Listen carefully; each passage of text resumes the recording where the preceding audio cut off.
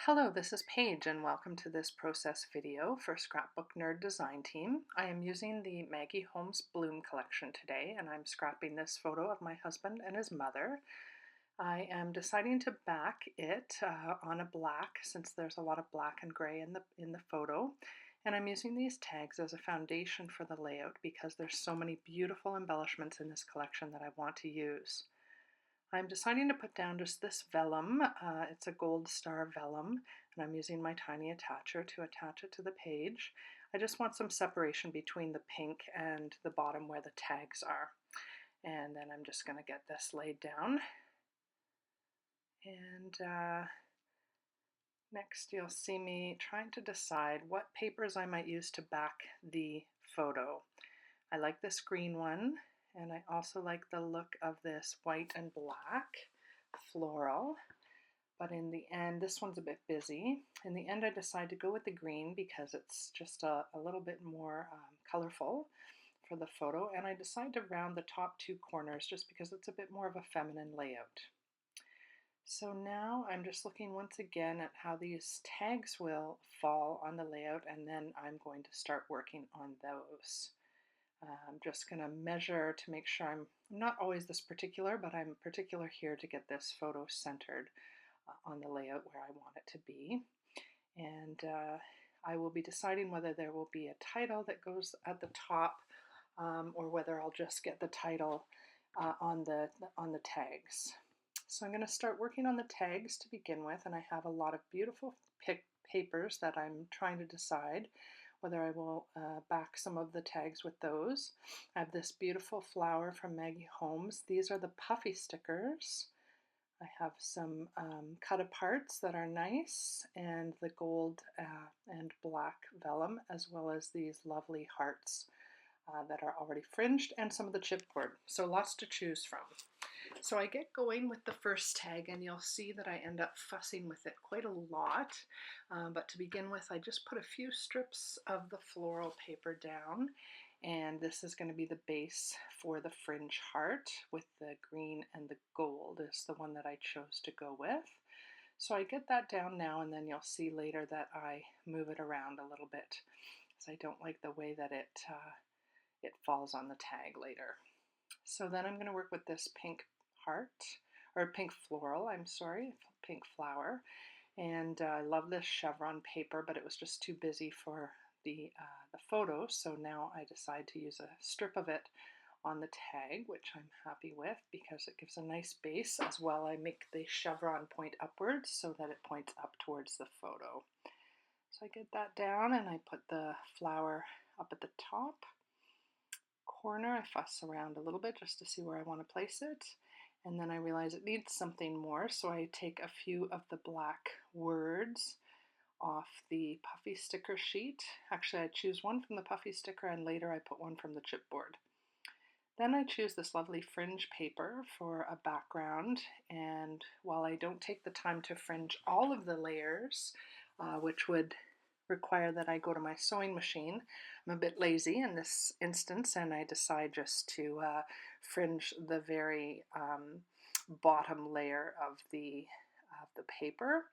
And I'm happy that I did that because I decided to put the gold deer on top of it, which means that I needed a flat surface for that. So you'll see here that I just do the fringing, and then I adhere it to the tag. And then you'll see that I choose this lovely gold deer. I wanted something very sweet. It actually says, what does it say on it? It says, why, hello, my dear. And I just thought that was lovely for a mother-son layout. Don't get very many photos of them together, so it's kind of a nice gift, not just for my husband for Father's Day, but also it was taken on Mother's Day. So then I'm looking for what I might include on the next tag, and there's, as I say, so many pieces, it's hard to choose, but I know that I want some pink, and I'm looking at all the different pieces that would go with this one. And I get that one down, and I end up taking from the chipboard, so I'm taking a look at how this looks together, and that's when I realized that I don't want the heart to be right in the bottom or right in the center. I'm going to put it in the bottom, but then you'll see I move it back again. So I really am finicky with that one, even though the other three came together quite easily. So this is where you'll see I choose the teacup. I like the colors in that. And I wanted to try to include some of the buttons. So for me, this gave out the room to then put some buttons on the layout. So I'm looking at it and it just seems to me the teacup should go at the bottom, and that means the heart has to move up once again into the middle. So I could have just left it the way I had it, but you know, sometimes there's just one element of your layout that you really do fuss with the placement here, there, and everywhere. So I get this one back down secured, and then I'm happy with that. So these are the buttons, and I'm thinking, how should they go? And do they go on this tag? Should they go over here? And I'm thinking, no, they go back here. And then I decide that I'll put some, just put a little bit of white string through them, a little bit of floss through them, and get them down with glue dots. And as soon as I do that, I am happy with how that looks. And I am going to take one last look at what, at that flower one, and I put another one that says love you always. And then when I put them out on the layout, I realize I want to move it around a little bit. And